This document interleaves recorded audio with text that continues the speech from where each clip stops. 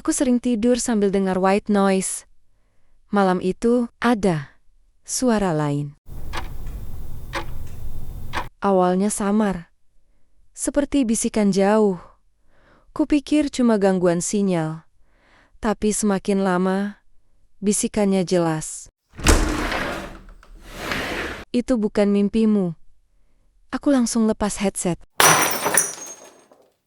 Sunyi. Aku hampir tenang.